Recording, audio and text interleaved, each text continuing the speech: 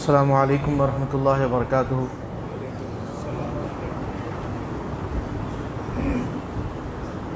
نحمد و نصلی علی رسول الکریم، اما بعد، قال اللہ تعالی فی القرآن المجید والفرقان الحمید،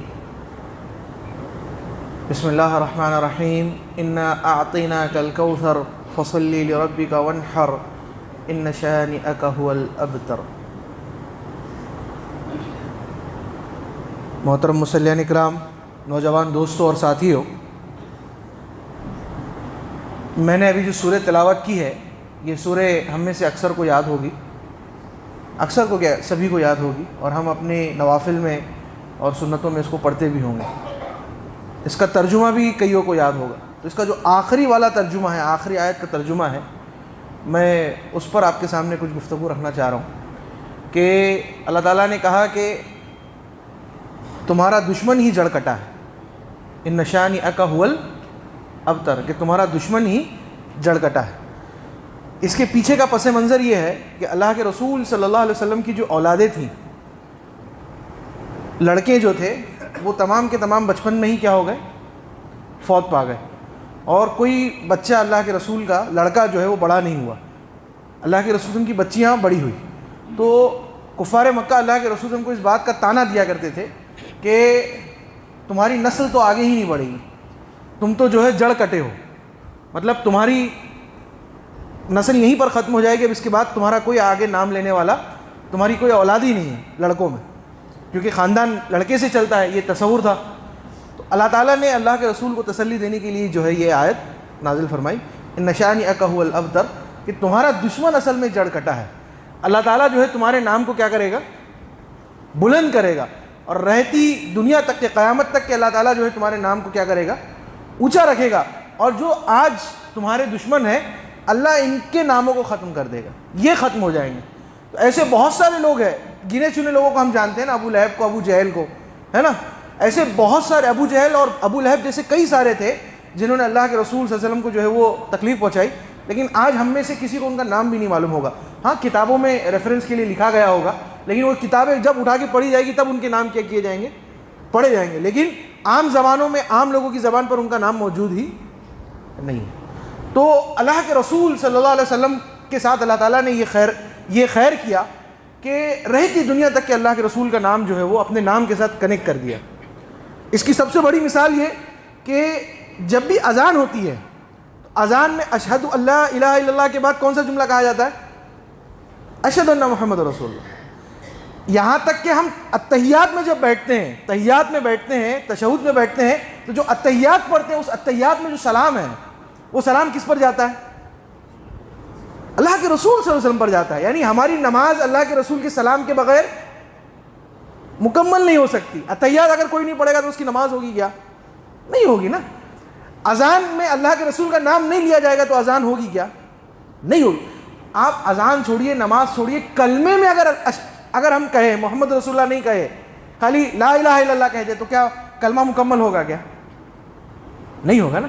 اللہ تعالیٰ نے اپنے نام کے ساتھ اپنے نبی کے نام کو کیا کیا، کنیکٹ کیا، اور کہا کہ حقیقت میں تمہارا دشمن جو ہے جس کا نام نہیں لیا جائے گا، حقیقت تو تمہارے ساتھ تو یہ معاملہ ہوگا کہ قیامت تک کہ جب تک انسان اس دنیا میں ہے اللہ کے رسول کا نام جو ہے وہ قیامت تک کے لیا جائے گا۔ اللہ کے رسول صلی اللہ علیہ وسلم نے جو شریعت ہم کو دی، جس شریعت کے اندر اللہ کے رسول صلی اللہ علیہ وسلم کو، جس شریعت کی وجہ سے اللہ کے رسول صلی اللہ علیہ وسلم کو اتنا بلند مرتبہ دیا اللہ رب العزت نے اس دنیا میں اور آخرت کے اندر، اس شریعت کے اندر اللہ تعالیٰ نے دو حقوق رکھے ہیں۔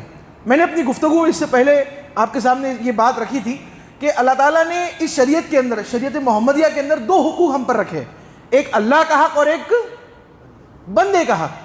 اللہ تعالیٰ نے اپنے حقوق کے سلسلے میں کہا ہے کہ اگر بندے نے میرے حق میں کچھ کمی کی ہوگی تو میرا رحم سے میں اس حق کو کیا کروں گا، معاف کر دوں گا۔ فرض نمازوں میں کمی ہوگی تو سنتوں سے کیا کریں گے، پر کی جائے گی۔ سنتوں میں کمی ہوگی تو نفل نمازوں سے کیا کی جائے گی، پر کی جائے گی۔ کہیں اللہ تعالیٰ اپنے رحم سے اس چیز کو بھی کیا کر دے گا، معاف کر دے گا۔ لیکن اگر بندے کا حق نہیں مارا، بندے کا حق مارا ہوگا تو جس بندے کا حق مارا جب تک وہ ادا نہیں کرے گا وہ حق ادا نہیں ہوگا۔ اس کی مثال اللہ کے رسول صلی اللہ علیہ وسلم نے اپنی حدیث مبارکہ کے اندر یہ بھی کہی کہ ایک سینگ والی بکری نے ایک بغیر سینگ والی بکری کو بھی مارا ہوگا تو قیامت کے روز اللہ تعالیٰ وہاں پر بھی حساب برابر کرے گا۔ بغیر سینگ والی بکری کو کیا کرے گا اللہ تعالیٰ، سینگ دے گا اور کہے گا کہ سینگ والی بکری کو جا کے کیا کر، مار.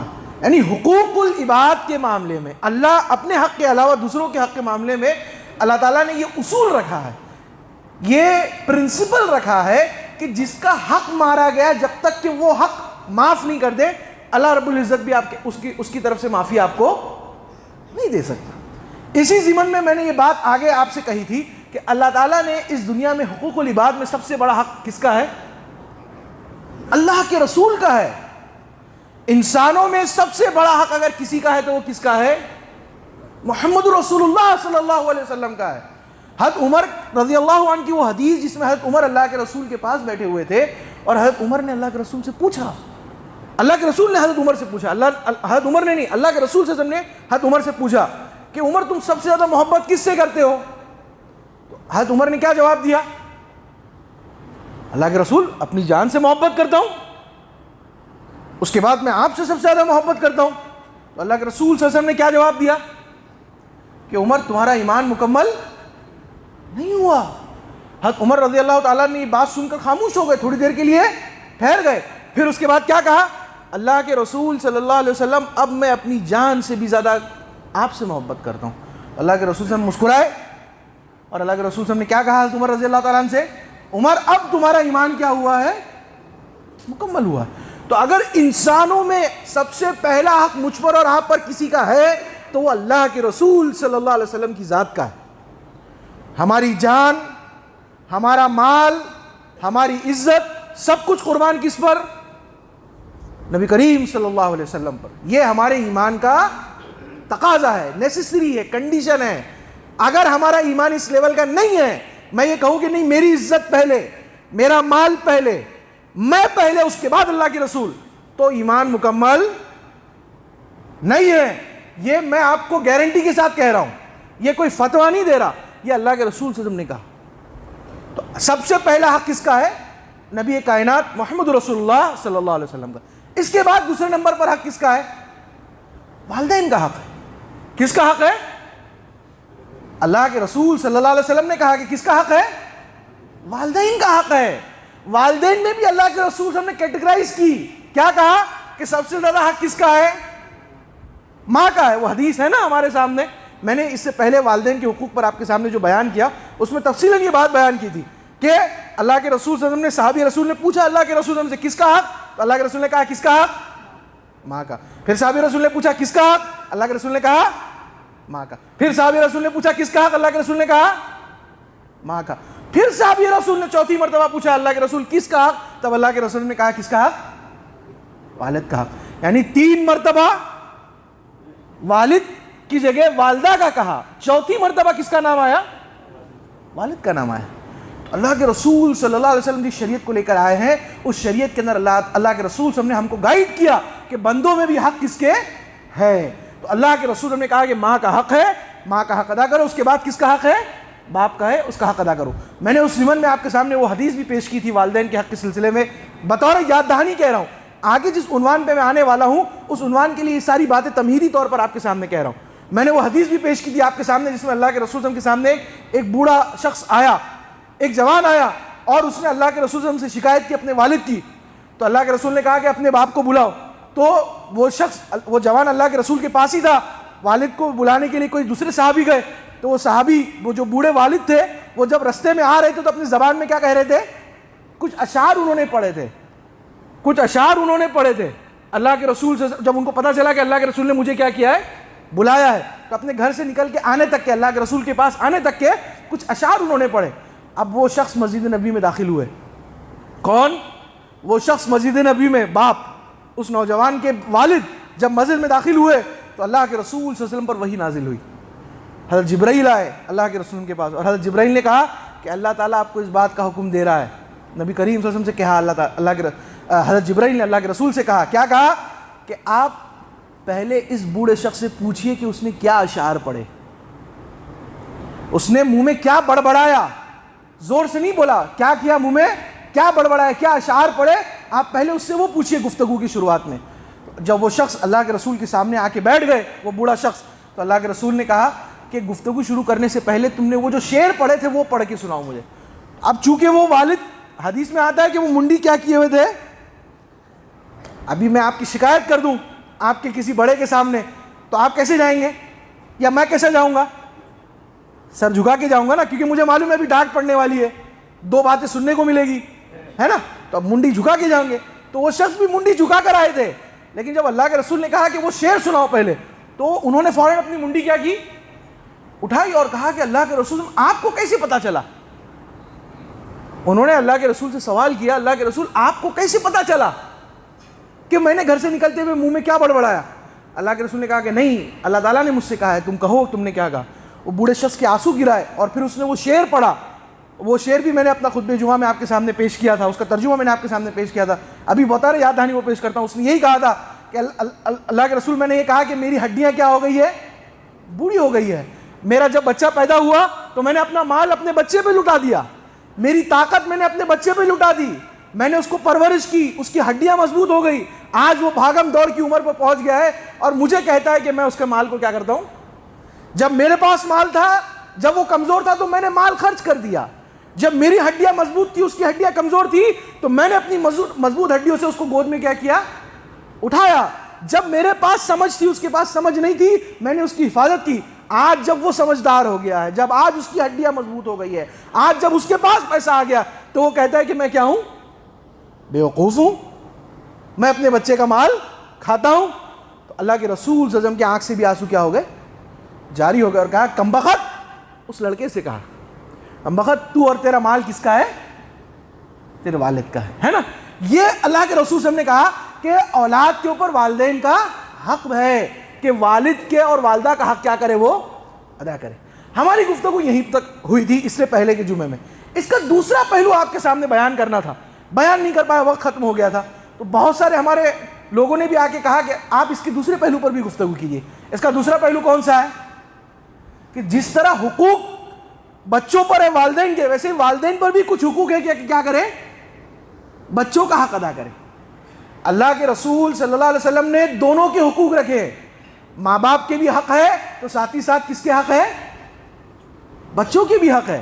جیسے اس بوڑھے شخص کو کہا کہ تو اور تیرا مال, اس جوان بچے کو کہا کہ تو اور تیرا مال کس کا ہے, باپ کا ہے, ویسے والدین کے بھی حق, والدین کے بھی کچھ حقوق بنائے کہ آپ کو کس کے ادا کرنا ہے, بچوں کے ادا کرنا ہے.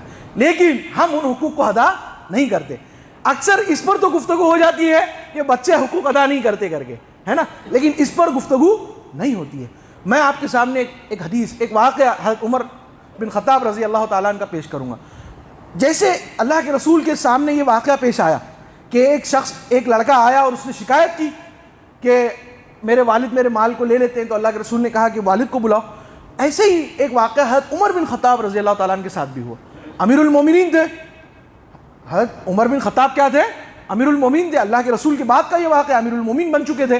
تو ایک شخص آیا امیر المومنین کے پاس اور اس نے یہ بات کہی کہ میرا بچہ میری بات نہیں سنتا. باپ آیا, بیٹا نہیں آیا. کون آیا, باپ آیا, کہ میرا بیٹا میری بات نہیں سنتا. حضرت عمر کے تعلق سے ہم سب جانتے ہیں کہ سب سے زیادہ کیا تھے, وہ جلالی تھے. ان کے تعلق سے آتا ہے نا کہ اگر شیطان کو پتہ چلے کہ عمر یہاں سے آ رہا ہے تو شیطان اپنا راستہ بدل لیتا تھا, ہے نا, کہ عمر کا جلال اتنا تھا رضی اللہ عنہ کا, ہے نا. تو حضرت عمر جلال میں آ گئے کہ کیسا نالائق بیٹا ہے کہ اپنے باپ کی بات نہیں سن رہا, نافرمان ہے. حضرت عمر نے کہا کہ جاؤ بیٹے کو بلا کے لے کر آؤ. اور باپ وہیں پر مجلس میں کیا تھے, بیٹھے ہوئے تھے, اور بیٹے کو جو ہے بلا کے لایا گیا. بیٹے کی عمر تقریباً 18-19 سال کی رہی ہوگی. کتنے سال کی رہی ہوگی, نوجوان 18-19 سال کی رہی ہوئی ہوگی. اب بیٹا جو ہے وہ ایک دم ایکسپیرینس لیس, وہ واقعے کا عربی ترجمہ میں آپ کے سامنے رکھ رہا ہوں. ایک ایکسپیرینس لیس چہرہ ہوتا ہے نا, چہرے پہ بھی ہمارے وہ آتے ہیں, اتار چڑھاؤ آتے ہیں, رونا آتا ہے, خوش ہوتے تو ہمارا چہرہ بھی کیا ہو جاتا ہے, خوش ہو جاتا ہے نا. تو ایک بغیر ایکسپیرینس لیس چہرہ, آپ یہ کہیں کہ اس کے اوپر جو ہے نا تاثرات نہیں تھے. وہ حضرت عمر بن خطاب کے سامنے آیا اور حضرت عمر رضی اللہ تعالیٰ عنہ کے سامنے بیٹھ گیا. حضرت عمر نے فوراً جو ہے وہ ڈنڈی اٹھائی اور اس کو زور سے مارنے کے لیے کہا کہ نالائق, اتنا بدبخت ہے تو کہ تو نے اپنے باپ کا حق ادا نہیں کیا. تو اس نے فوراً حضرت عمر سے کہا, ایک منٹ امیر المومنین, ایک منٹ امیر المومنین, بالکل میرے باپ کا حق مجھ پر ہے کہ میں اپنے باپ کی کیا کروں, اطاعت کروں, ان کی بات مانوں. کیا میرا حق میرے باپ پر کچھ نہیں بنتا؟ حضرت عمر کا وہ چھڑی جو ہے وہ نیچے آ گئی. کیا کہنا چاہتے ہو؟ بولے جس طرح اللہ تعالیٰ نے مجھ پر یہ حق رکھا ہے کہ میں اپنے والدین کا حق ادا کروں، کیا میرے والدین پر یہ بات نہیں ہے کہ وہ میرا بھی کچھ حق ادا کرے، اولاد کا بھی حق ادا کرے؟ تو بالکل حضرت عمر نے کہا بالکل یہ ہے کہ جس طرح والد کے اوپر حق ہے ویسی اولاد کے اوپر بھی حق ہے. اولاد اپنا حق ادا کرے گی تو والد بھی کیا کرے؟ اپنا حق ادا کرے. تو اس لڑکے نے پوچھا کیا حق ہے والدین کی، میرے کیا حق ہے جو میرے والدین کو ادا کرنے چاہیے؟ تو حضرت عمر رضی اللہ تعالیٰ نے کہا 3 حق ہے، اولاد کے 3 حق ہے جو والدین کو ادا کرنی چاہیے. پہلا حق یہ ہے کہ اس کے لیے بہترین ماں کا تلاش کرے. بچہ کیسے پیدا ہوتا ہے؟ ماں سے پیدا ہوتا ہے نا. تو بہترین ماں کا تلاش کرے، اچھی سے اچھی ماں لے کر آئے. اس کے بعد جب بچہ پیدا ہو جائے تو بچے کا نام اچھا رکھے، خوبصورت نام رکھے. تیسرا، جب بچہ بڑا ہو جائے، چلنے پھرنے کی عمر کو پہنچ جائے تو اس کی تعلیم اور تربیت اچھے سے کرے. اس کی تعلیم اور تربیت. کتنے حق بیان کیا حضرت عمر رضی اللہ تعالیٰ نے؟ ماں کا انتخاب اچھا ہونا چاہیے، دوسرا اس کا نام اچھا رکھنا چاہیے، تیسرا اس کی تعلیم و تربیت اچھی کرنی چاہیے. اس نوجوان لڑکے نے کہا حضرت عمر امیر المومنین، میرے باپ نے 3 حق ادا نہیں کیے. پہلے تو جو میری ماں ہے وہ زمانے کی سب سے بدنام عورت سے شادی کی. میں آج بڑا ہو گیا ہوں، مجھے لوگ بتاتے ہیں کہ میری والدہ کے کئی اور لوگوں کے ساتھ بھی کیا تھے؟ تعلقات تھے. آج مجھے لوگ اس بات کا تانا دیتے ہیں. تو میری ماں ہی اس نے برابر تلاش نہیں کی، میرا حق مارا. اس کے بعد جب میں پیدا ہوا تو میرا نام کیا رکھا؟ جول رکھا. جول کا مطلب ہوتا ہے ایک کیڑے کو کہتے ہیں. اچھا یہ کیڑا کون سا کیڑا ہوتا ہے؟ جو لوگ گاؤں میں ہوں گے نا، گوبر ہوتا ہے نا، گوبر، گائے بھینس کا جو گوبر ہوتا ہے، اس گوبر کے اندر جو کیڑے نکلتے ہیں اس کو کیا کہا جاتا ہے عربی میں؟ جول کہا جاتا ہے. اس نے کہا کہ میرا نام جول رکھا، اس کیڑے کے نام پہ رکھا جو گوبر میں سے نکلتا ہے، سنڈاس میں سے نکلتا ہے. اور میں آج 19 سال کا ہو گیا ہوں، 18-19 سال کا ہو گیا ہوں، میرے والد نے مجھے قرآن کی شکل تک نہیں دکھائی. تعلیم کسے کہتے ہیں؟ مجھے پڑھنا لکھنا تک نہیں آتا. تو یہ 3 حق تو میرے باپ نے ادا ہی نہیں کیے. نہ میرے لیے اچھی ماں کا انتخاب کیا، نہ میرا نام اچھا رکھا، نہ میری تعلیم اور جو ہے وہ تربیت کی. تو میں کیسے اپنے والد کا حق ادا کروں؟ تو جو والدین یہ کہتے ہیں کہ ہمارا بیٹا ہماری بات نہیں مانتا یا ہماری بیٹی ہماری بات نہیں مانتی، تو تھوڑی دیر کے لیے اپنا بھی احتساب کیجئے، اپنا بھی جائزہ لیجئے. کیا ہم نے اپنے بچوں کے حقوق ادا کیے؟ ہم نے بہترین ماں کا جو ہے وہ انتخاب کیا؟ کہ ایسا تو نہیں کہ بچے کو بڑا ہونے کے بعد پچھتاوا ہو. ظاہر سی بات ہے ماں سے محبت تو ہوگی، لیکن اگر باپ بچے کو یہ پتا چلے کہ میری نعوذ باللہ میری والدہ کے تعلقات ہیں، تو بچے کو گلٹ فیل ہوگا کہ نہیں ہوگا؟ ہوگا نا. اس کا نام ماں کا معاشرے میں اگر خراب ہو تو بچے کو کیا فیل ہوگا؟ گلٹ فیل ہوگا. ہم اپنے بچوں کے حقوق ادا نہیں کرتے اور ہم بچوں سے یہ ایکسپیکٹ کرتے ہیں کہ بچے ہمارے کیا کریں؟ حق ادا کریں. دیکھیے یہ وائس ورثہ والی بات ہے. آپ دو گے تو آپ کو سامنے سے ملے گا. اللہ کے رسول صلی اللہ علیہ وسلم کی ایک بڑی مثال، حضرت فاطمہ رضی اللہ عنہ اللہ کے رسول کی کیا ہے؟ صاحبزادی ہے نا. اور جنت میں تمام خواتین کی کیا ہے؟ وہ سردار ہے. جنت میں تمام خواتین کی کیا ہے؟ سردار ہے. اور اللہ کے رسول صلی اللہ علیہ وسلم کی کیا ہے؟ بیٹی ہے. کتنا بڑا درجہ. اور حضرت علی کی کیا ہے؟ چوتھے خلیفہ حضرت علی رضی اللہ تعالیٰ عنہ کی کیا ہے؟ بیوی ہے. حضرت حسن اور حسین کی کیا ہے؟ ماں ہے. اللہ کے رسول صلی اللہ علیہ وسلم نے دیکھیے کتنی رسپیکٹ دی حضرت فاطمہ رضی اللہ تعالیٰ عنہ کو. آپ کو پتہ ہے اسلام میں جب کوئی محفل بیٹھی ہو اور کوئی بڑا شخص آئے تو کھڑے ہو کے اس کا استقبال کرنا کیا ہے؟ منع ہے. ہاں کوئی شخص آ رہا ہے، جگہ نہیں ہے تو میں کھڑے ہو کے اپنی جگہ پہ اس کو کیا کر سکتا ہوں؟ بٹھا سکتا ہوں. لیکن کھڑے ہو کر استقبال کرنا کیا ہے؟ منع ہے. مثال کے طور پر کوئی میرے اپنے والد یا کوئی بڑا عالم دین بھی اگر آ جائے، میں بیٹھا ہوں تو میں ان کے استقبال کے لیے کھڑا نہیں ہوں گا. اگر میں کرسی پہ بیٹھا ہوں تو اسلام یہ کہتا ہے کہ آپ کو استقبال کے لیے کھڑا نہیں ہونا ہے. یہ ایک بیسک لائن بنائی گئی ہے کہ آپ کسی کے استقبال کے لیے کھڑے نہیں ہوں گے. اللہ کے رسول صلی اللہ علیہ وسلم کا معاملہ دیکھیے حضرت فاطمہ کے ساتھ رضی اللہ تعالیٰ عنہ کے ساتھ، رضی اللہ عنہا کے ساتھ، کہ جب حضرت فاطمہ اللہ کے رسول صلی اللہ علیہ وسلم سے ملنے کے لیے ان کے پاس آتی تھی، حجرے قریبی تھے نا، اللہ کے رسول صلی اللہ علیہ وسلم کے گھر تھے، ان کی اہلیاؤں کے گھر تھے، اور حضرت فاطمہ کے، حضرت علی کے بھی، اور سب تمام لوگوں کے گھر تھے۔ اللہ کے رسول صلی اللہ علیہ وسلم سے جب ملنے کے لیے حضرت فاطمہ آتی تھی تو اپنی بیٹی کے لیے اللہ کے رسول کیا ہوتے تھے؟ کھڑے ہو جاتے تھے۔ اچھا، صرف کھڑے نہیں ہوتے تھے بلکہ آگے بڑھ کے دروازے پہ جا کے کیا کرتے تھے؟ ویلکم کرتے تھے، ماتھے پہ یہاں پر بوسہ دیتے تھے، ہاتھ پکڑتے تھے، اور ہاتھ پکڑ کے لے کے آ کے پہلے حضرت فاطمہ کو بٹھاتے اور خود بیٹھتے۔ یہ رسپیکٹ کس کو دی اللہ کے رسول صلی اللہ علیہ وسلم نے؟ حضرت فاطمہ کو۔ میں نے جتنے بھی درجات حضرت فاطمہ کے گنائے، یہ سارے درجات تو اللہ کے رسول صلی اللہ علیہ وسلم کی وجہ سے ہے نا۔ خواتین کی سردار اگر وہ بنی تو اللہ کے رسول صلی اللہ علیہ وسلم کی وجہ سے بنی، حضرت علی کی اہلیہ بنی، حضرت امام حسین اور حسن کی ماں بنی، یہ تمام چیزیں کس کی وجہ سے ہے؟ بعد میں ہے نا، سب سے پہلے تو وہ کس کی بیٹی ہے؟ نبی کریم صلی اللہ علیہ وسلم کی بیٹی ہے۔ تو اللہ کے رسول صلی اللہ علیہ وسلم حضرت فاطمہ کو یہ پروٹوکول دے رہے ہیں کہ جب بیٹی گھر میں آتی ہے تو بیٹی کے لیے کھڑے ہو جاتے ہیں، اس کو جا کے بوسہ دیتے ہیں اور ہاتھ پکڑ کے لے کے آ کے کیا کرتے ہیں؟ بٹھاتے ہیں۔ تھوڑی دیر کے لیے ہم جائزہ لیں کہ کیا ہم بھی اپنی بچیوں کے ساتھ اس طرح کا معاملہ کرتے ہیں؟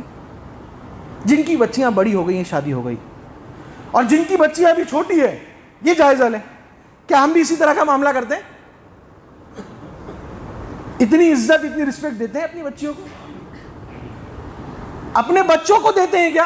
چلیے ایک قدم آگے بڑھتے ہیں، کیا اپنے بچوں کو دیتے ہیں کیا؟ نہیں دیتے ہیں۔ بڑی درد کے ساتھ یہ بات آپ کے سامنے کہنی پڑ رہی ہے کہ ہم تو اپنی بچوں کو اپنی پراپرٹی سمجھتے ہیں۔ کیا سمجھتے ہیں؟ کیا سمجھتے ہیں؟ پراپرٹی سمجھتے ہیں، اون کرتے ہیں انہیں۔ ہم عزت نہیں دیتے، ہم نالائق کہتے ہیں، ہم بدتمیز کہتے ہیں، ہم مارتے ہیں، ہے نا؟ ہم کہتے ہیں تو بے وقوف ہے، تو بدتمیز ہے، اور بھی بہت سارے جملے کہتے ہیں جو میں یہاں ممبر سے آپ کے سامنے نہیں کہہ سکتا۔ جب آپ ہی نے اپنے بچے کو رسپیکٹ نہیں دی تو معاشرہ کیا رسپیکٹ دے گا؟ اور پھر آپ یہ کیسے ایکسپیکٹ کرتے ہیں، کیسے آپ یہ سمجھتے ہیں کہ آپ کا بچہ آپ کو بڑے ہونے کے بعد کیا کرے گا؟ آپ کے گھر میں داخل ہونے کے بعد تو گھر کا ماحول کیا ہو جانا چاہیے؟ ایک والد جب گھر میں داخل ہو تو گھر کا ماحول تو خوشی سے کھلکھلا اٹھنا چاہیے کہ ابو آ گئے، ابو آ گئے، ابو آ گئے۔ تھوڑی دیر کے لیے جائزہ لے کہ ہمارے گھروں میں اس طرح ہو رہا ہے، اور پھر ہم یہ ایکسپیکٹ کریں کہ جب بچہ 25 سال کا ہو جائے، جب اس کی شادی ہو جائے تو پھر وہ مجھے بھی کیا کرے؟ جب آپ نے ہی بچے کا حق ادا نہیں کیا۔ ہم نام رکھتے ہیں تو کیسے نام رکھتے ہیں؟ ابھی ہمارے شہروں میں تو نہیں رکھا جاتا، لیکن ابھی بھی ہمارے دیہاتوں میں رکھا جاتا ہے۔ جمن نام رکھتے ہیں۔ کیا رکھتے ہیں؟ جمن نام رکھتے ہیں، دنوں کے نام پر رکھتے ہیں جس کا کوئی معنی نہیں ہے۔ ہمارے شہروں میں تو ایک نئی بیماری آ گئی۔ کون سی نئی بیماری؟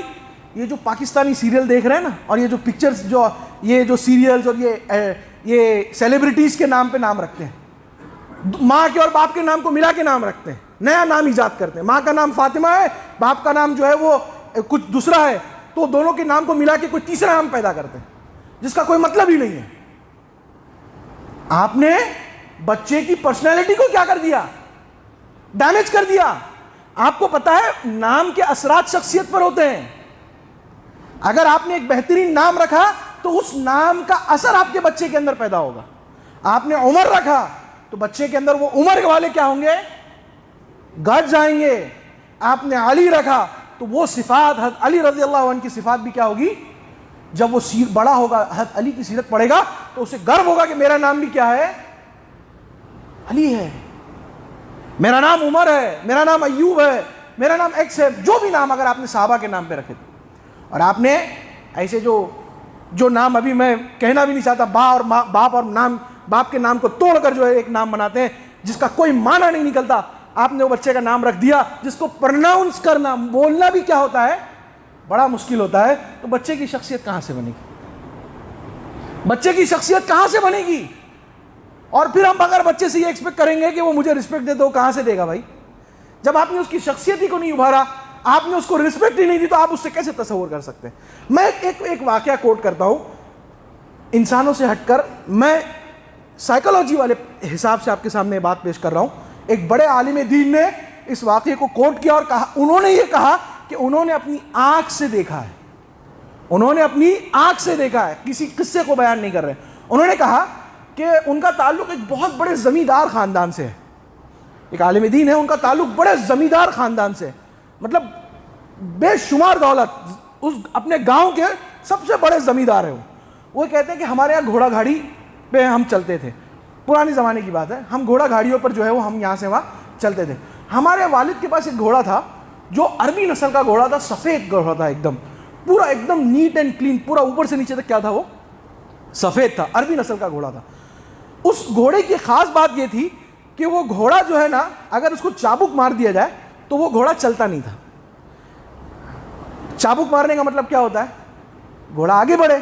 ہم گھوڑا گاڑی دیکھتے ہیں, ہم بھی گھوڑے کی سواری میں نے بھی کی, آپ نے بھی کی ہوگی, کہیں گھومنے گئے ہوں گے, تو چابک دیا جاتا ہے نا کہ اگر گھوڑا رک جائے تو چابک کیا کرو, اس کو مارو. گھوڑا گاڑی کے اوپر تھانہ میں جائیے, جو بیچ کے اوپر جائیے, گھوڑا گاڑی دیکھیے, وہ جو گھوڑا گاڑی چلانے والا تھا اس کے ہاتھ میں کیا ہوتا ہے, چابک ہوتا ہے. تو وہ عالم دین کہتے ہیں کہ بچپن میں تقریباً میں 10-11 سال کا رہا ہوں گا, میں اور میرا چھوٹا بھائی جو ہے نا اس گھوڑا گاڑی میں سواری ہونے کے لیے بیٹھے, ایک جگہ سے دوسری جگہ کے لیے ہم سفر پہ جا رہے تھے. ہمارے جو وہ تھا جو ہمارے گھوڑے کو چلا رہا تھا, اس نے ہم سے گفتگو کرتے کرتے جو ہے نا ایک چابک گھوڑے پہ کیا کیا, مار دیا. جیسے ہی اس نے چابک مارا, گھوڑا کیا ہو گیا, کھڑا ہو گیا. اب ہمارے ساتھ جو گھوڑا چلانے والا تھا اس کو اس بات کا احساس تھا کہ یہ گھوڑا مار کھاتا ہے تو آگے نہیں بڑھتا, تو اس نے کیا کیا, گھوڑا گاڑی کو ٹیڑھا کیا, ایسا ایک دو پہیے ہوتے ہیں نا, ایک پہیے پہ کیا اور اس کو سے دھکا دیا پیچھے سے. پیچھے دم کی طرف اگر ہم کسی بھی جانور کے ہاتھ لگائیں گے تو جانور کیا کرتا ہے, بدکتا ہے نا. ہم بکرا لے کے آتے ہیں, بکرے کی دم کو بھی ہاتھ لگائیں گے تو بکرا کیا کرتا ہے, جانور کی یہ ہوتی ہے کہ جانور کی دم کو ہاتھ لگائیں گے جانور کیا کرتا ہے, بدکتا ہے. تو گھوڑے کی دم کو بھی انہوں نے کیا کیا, ہاتھ لگایا, لیکن وہ گھوڑا تس سے مس نہیں ہوا. ایک اور چابک مارا, اس کو دھکا دیا, لیکن وہ گھوڑا نہیں ہٹا. میں یہ ساری چیزیں دیکھ رہا ہوں, وہ عالم دین کہتے ہیں. تھوڑی دیر کے بعد میں نے دیکھا کہ وہ جو گھوڑا چلانے والا تھا وہ گھوڑے کے سامنے گیا اور اپنی پگڑی اتار کر اس گھوڑے کے پیروں کے پاس رکھ دی اور کہا کہ معافی چاہتا ہوں میں نے تجھے مار دیا, معافی چاہتا ہوں کہ میں نے تجھے مار دیا, مجھ سے غلطی ہو گئی. اور گھوڑے نے فوراً, جیسی یہ جملہ اس نے کہا, ہمارے گھوڑا چلانے والے نے, گھوڑے نے فوراً ہینگ کر کے ہینگ لگائی اور چلنے کے لیے جو ہے وہ تیار ہو گیا. انہوں نے پگڑی اٹھائی, اپنے سر پہ بیٹھے, پیچھے آ کے بیٹھے اور گھوڑا گاڑی چلنا جو ہے وہ شروع ہو گئی. میں نے جب 10 سال کی عمر میں اس واقعے کو دیکھا تو میرے کچھ سمجھ میں نہیں آیا یہ کیا ہوا معاملہ. وہ عالم دین کہتے ہیں کہ آج جب میں 60 سال کا ہوں, 70 سال کا ہوں, اب مجھے سمجھ میں آتا ہے کہ اس گھوڑے کی بھی عزت نفس تھی جس کو انہوں نے کیا کیا تھا, ٹھیس پہنچایا تھا. وہ جانور کی بھی عزت نفس تھی کہ وہ جانور کو یہ بات محسوس ہو گئی کہ اس نے مجھے مار کے کیا کیا, میری بے عزتی کی, اور وہ جانور اپنی جگہ سے ہلنے کو تیار نہیں ہوا.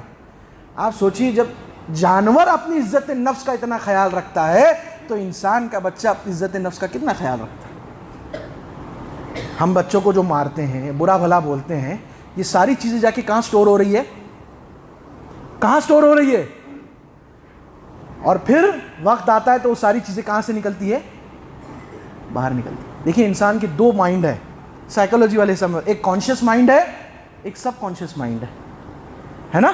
جو سب کانشیس مائنڈ ہے نا, جو پیچھے والا دماغ ہے جس کو ہم سب کانشیس مائنڈ بولتے ہیں, وہ ساری میموریز کو, ساری چیزوں کو کیا کر لیتا ہے, یاد کر لیتا ہے. جو سائیکالوجی کے اسٹوڈنٹ ہیں وہ میری بات سے اتفاق کریں گے. یہاں پر آپ کی پوری باڈی کو آپ کا دماغ نہیں چلا رہا, آپ کا سب کانشیس مائنڈ چلا رہا ہے. آپ نے کھانا کھا لیا, اب وہ کھانا ہضم ہو رہا ہے, خون بن رہا ہے, یہ کام کون کر رہا ہے, آپ کا سب کانشیس مائنڈ کر رہا ہے. آپ نیند میں سو جاتے ہیں, آپ کی سانسیں جو ہے چل رہی ہے, وہ کون چلا رہا ہے, آپ کا سب کانشیس مائنڈ چلا رہا ہے. تو چیزیں آپ کے سب کانشیس مائنڈ میں. آپ نے گاڑی چلانا سیکھی تو شروع میں جب آپ نے پہلی مرتبہ گاڑی چلانا سیکھی تو آپ کو احساس سے آپ بریک دباتے تھے کہ بریک دب جائے, کلچ دب جائے, ہے نا, اسٹیئرنگ ایسی کر دوں, شروع کا 1 ہفتہ. لیکن آج آپ کو نیند میں سے بھی اٹھا کے گاڑی چلانا بولوں گا تو آپ کا اپنے آپ پیر جو ہے وہ کلچ کے اوپر چلا جائے گا, بریک کے اوپر چلا جائے گا, گیئر پہ چلا جائے گا, اسٹیئرنگ ہو جائے گی, ہے نا. خواتین کو اگر ہم کہہ لیں کھانا بنا لو تو شروع میں جب بچی کو ماں کھانا بنانا سکھاتی تو اس کو پتا رہتا 2 چٹکی نمک ڈالنا ہے, زیادہ نمک ہو جائے گا تو کیا ہو جائے گا. آج جو ہے وہ نیند میں سے بھی اٹھے گی تو فوراً جو ہے وہ کیا کر لے گی, اتنا ہی نمک کافی ہے, کر کے اتنا مسالہ کیا ہے, کافی ہے. کیوں؟ یہ ساری باتیں کہاں جا کے بیٹھ گئی ہے, سب کانشیس مائنڈ میں بیٹھ گئی. تو میں کہنا یہ چاہتا ہوں کہ آپ کے بچوں کے سب کانشیس مائنڈ میں کیا بٹھا رہے ہیں, آپ ان کے دماغوں میں کیا چیز ڈال رہے ہیں، اس کا جائزہ آپ کو لینا ہے. میں تو خالی گفتگو کر رہا ہوں آپ کے سامنے، ایک یاد دہانی کے طور پر آپ کے سامنے آیا ہوں. آپ یقین جانیے اللہ کے رسول کی حدیث بیان کروں گا. اللہ کے رسول نے کیا کہا؟ بچہ جب 7 سال کا ہو جائے تو اسے کیا کرو؟ کیا کرو؟ نماز کی تلقین کرو. اور جب 10 سال کا ہو جائے تو اسے مارو. اگر وہ نماز نہ پڑھے تو اسے مارو. آج کی ماڈرن سائیکولوجی کیا کہتی ہے؟ کیا کہتی ہے؟ 5 سال تک کے بچے کو گود میں رکھو، دل سے لگا کے رکھو. وہ 5 سال تک کے بچہ آپ کو دیکھ کر جو ہے نا ڈیٹا کو کیا کرتا ہے؟ کلیکٹ کرتا ہے کہ میری ماں کیا کر رہی ہے، میرا باپ کیا کر رہا ہے، میرے باپ کیسے جملے بول رہا ہے، گھر میں کس طرح کا ماحول ہے. بچہ 5 سال تک کی چیزوں کو کیا کرتا ہے؟ اڈاپٹ کرتا ہے. وہ آپ کے بولنے پہ نہیں کرتا، وہ آپ کو دیکھ کر کیا کرتا ہے؟ سیکھتا ہے. اللہ کے رسول صلی اللہ علیہ وسلم نے آج سے 1400 سال پہلے کہہ دیا کہ 7 سال تک کے بچے کو چلانا نہیں، بولنا نہیں، مارنا نہیں. 7 سال کے بعد اس کو بولنا، اور جب وہ 10 سال کا ہو جائے گا تب اس پر کیا کرنا؟ سختی کرنا. آج سائنس یہ جا کے کہتی ہے، آج ہمارا ایجوکیشن سسٹم یہ کہہ رہا ہے کہ جب بچہ 6 سال کا ہو جائے گا تب اس کو پہلی جماعت میں ڈالنا. نہیں، جو پالیسی آئی ہے ایجوکیشن پالیسی، اس پالیسی میں بھی کیا بات آئی ہے کہ جب بچہ کتنے سال کا ہو جائے؟ 6 سال کا ہو جائے. میں غلط کہہ رہا ہوں تو آپ میری اصلاح کر سکتے. آج یہ سائیکولوجی والے حساب سے یہ کہہ رہے ہیں کہ جب وہ 6 سال کا ہو جائے تب اسے کیا کرنا؟ پہلی جماعت میں ڈالنا. ہم نے کیا کیا بچے کو 2.5 سال کی عمر سے پلے گروپ میں. ارے بچے کو ماں باپ کی ضرورت ہے، ماں کی گود کی ضرورت ہے، باپ کی محبت کی ضرورت ہے. ہم نے اس کو کس کے حوالے کر دیا؟ آپ پیسے دے کر اپنے بچے کی زندگی خراب کر رہے ہیں.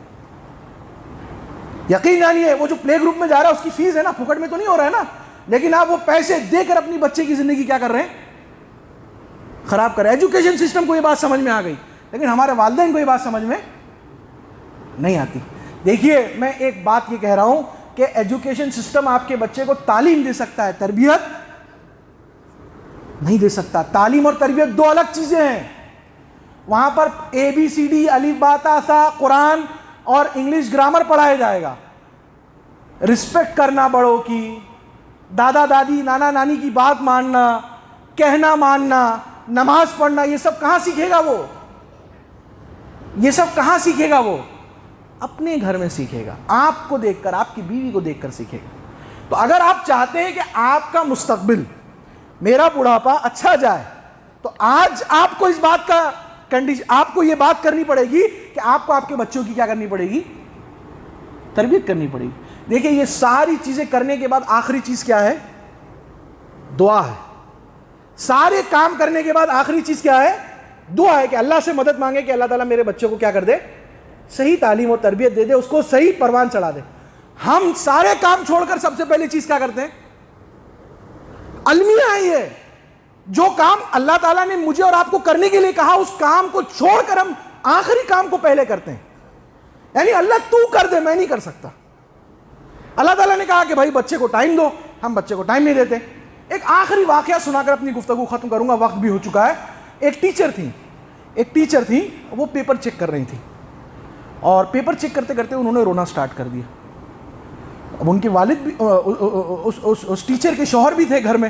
عموماً آپ جو ٹیچر ہوں گے، جن لوگ پیشے سے وابستہ ہوں، ان کو پتا ہوگا کہ پیپر چیک کرنے کے لیے گھر پیپر لے کے جاتے ہیں لوگ. اسکول کے ٹائم کے علاوہ بھی گھر پہ پیپر کیا کرتے ہیں؟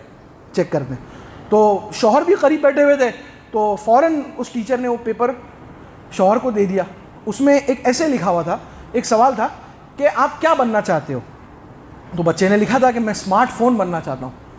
تو نیچے لکھا تھا کہ میں اسمارٹ فون اس لیے بننا چاہتا ہوں کہ جب میں اسمارٹ فون بن جاؤں گا تو سب سے زیادہ وقت مجھے میرے گھر والے، میری امی ابو مجھے وقت دیں گے، مجھے اپنے ہاتھوں میں رکھیں گے، مجھے پیار کریں گے، زیادہ ٹائم میرے ساتھ بتائیں گے.